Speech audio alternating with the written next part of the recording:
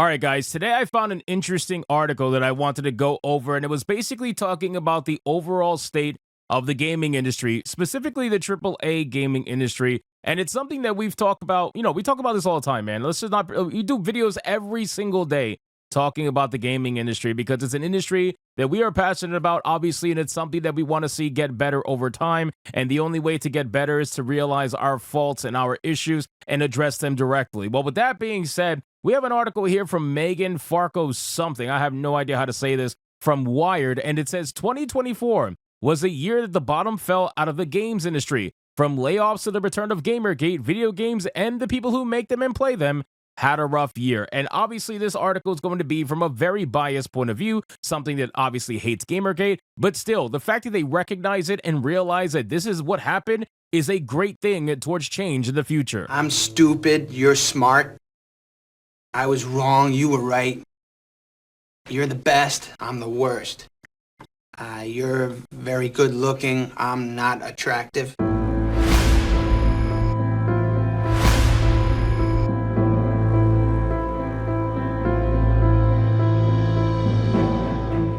Now again, ladies and gentlemen, Megan and people like Megan are the last bastion of what you would call the access media for games journalism. They are the very few that still exist overall in the industry, and they're trying everything they can to try to hold on to some sort of relevancy as they start to lose their jobs little by little by little. There was an article that came out a couple of weeks ago essentially admitting that there is less than 40 games journalists left in the entire industry, and it is dwindling very quickly. Access media, unfortunately, is dying off because we call it shill media. We call it shill media because these people will lie to developers like they're going to do in this article. They will lie to the industry. They will lie to everybody just in the hopes to continue being in the good graces of the industry that blesses them with free stuff, free codes, free games, all this stuff. So let's get into this article, guys, from Wired. But of course, before we do, if you are new here, just consider hitting that subscribe button. I will greatly appreciate it and like the video to push us out into that YouTube algorithm. I love how every time we see an article talking bad about gamers, they always use this weird, like,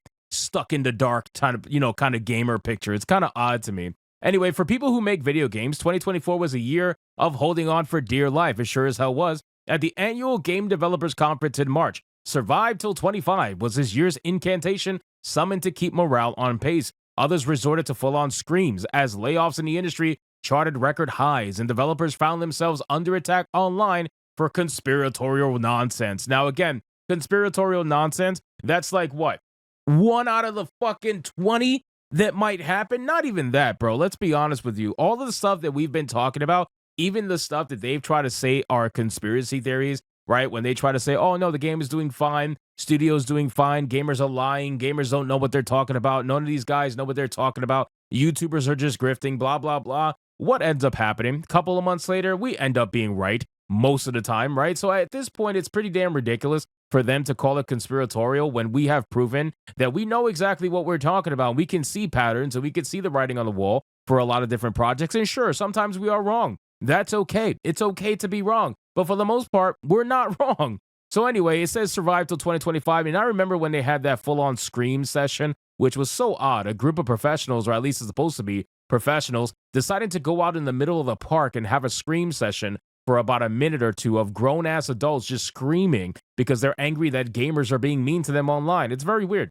In 2023, more than 10,000 developers lost their jobs. 1/3 of the game makers surveyed at the beginning of this year reported that they've been affected by layoffs in some way. While there were wins for labor organizers at big studios like Activision Blizzard and collective action around fighting for protection from the encroachment of AI on employment, the industry's collective brain drain continued in 2024 as workers lost jobs in mass. 6 months in, this year's layoffs tally had already surpassed that of 2023. According to Matthew Ball, an advisor and producer in the games and TV space, 2024's job loss count will wind up being about 40% higher than the previous year. And it's amazing because if you look at the stuff that was coming out and you look at the way developers were acting, and if you look at the overall gaming industry and SPI and all this stuff, you would realize that the ideology nonsense has ramped up tenfold in the industry, and it coincided with their eventual 40% increase in job loss. Now, let's not sit here and pretend that wokeness is the only reason why that these people lost their job, but to sit here and try to pretend like it's conspiratorial to say that it was a factor is ridiculous. It obviously was a factor. And I think you ignore a lot of normal people that don't want to hear that shit and don't want to deal with this shit. I think you ignore a lot of normal people out there that are tired of seeing this stuff when you try to be disingenuous and say, well, no, that's not why it happened. It just happened because we overstepped and we were overextended from COVID and blah, blah. Yeah, sure. Okay. Whatever you say.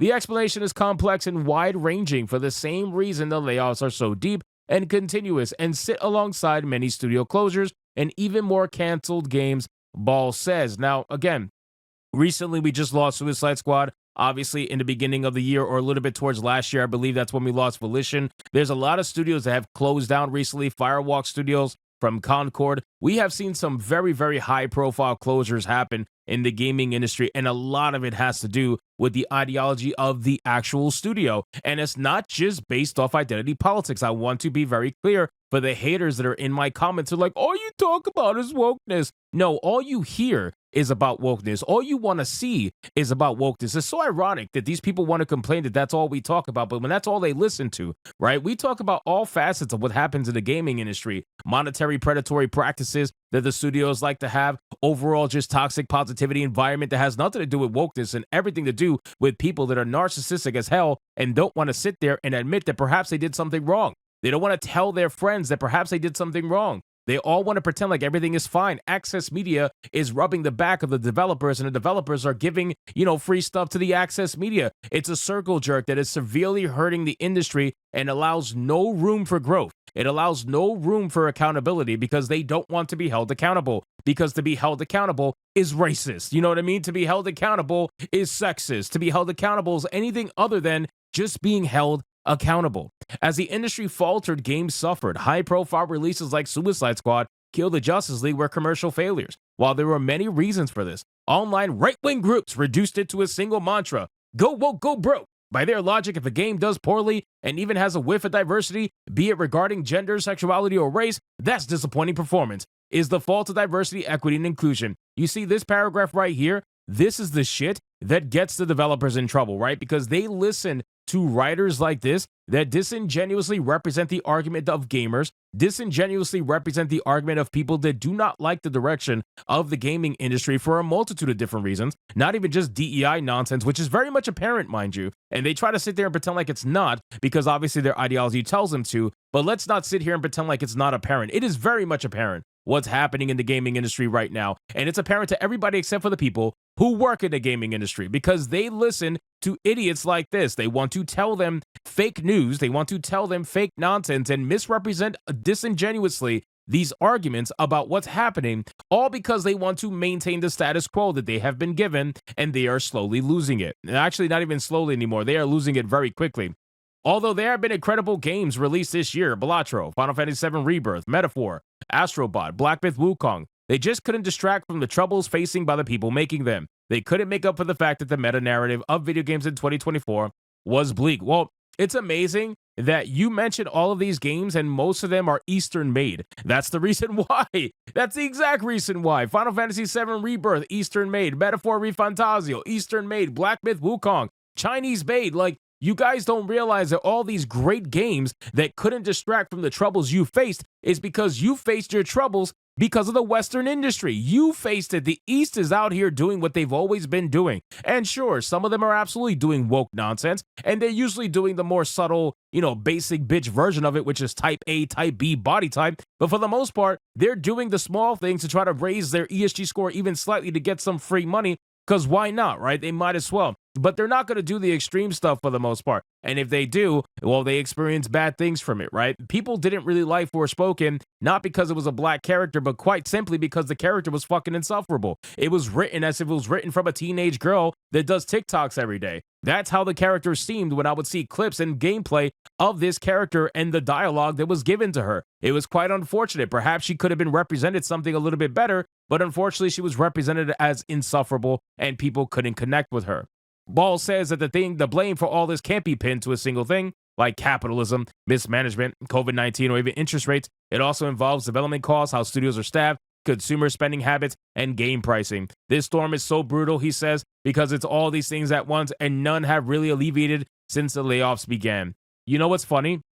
None of these studios that you just mentioned up above the Eastern studios, none of them have these problems that you have. None of them. All of their games are selling pretty well, although Final Fantasy VII Rebirth didn't sell nowhere near as well as the first one, but I have a belief that that has to do with the bait and switch aspect of remake, right? Final Fantasy VII Remake bait and switched a lot of people into believing that they were going to get an actual remake of the game, and what they got was some Kingdom Hearts multiverse fucking nonsense that turned off a lot of people. And then when Final Fantasy VII Rebirth came out, you can clearly see that a lot of people were checked out in continuing that particular story that they thought was going to happen from the first game. They got bait and switched. That was basically what happened there, in my opinion. So Final Fantasy VII Rebirth is suffering for different reasons, but Metaphor is doing fucking fantastic, Astrobot's doing fantastic, and Black Myth Wukong especially is doing ridiculously fantastic. None of these studios have any issues surviving this weird climate that you're trying to pretend is going on in the gaming industry. Oh, you know, consumer spending habits and blah, blah, blah. Oh, so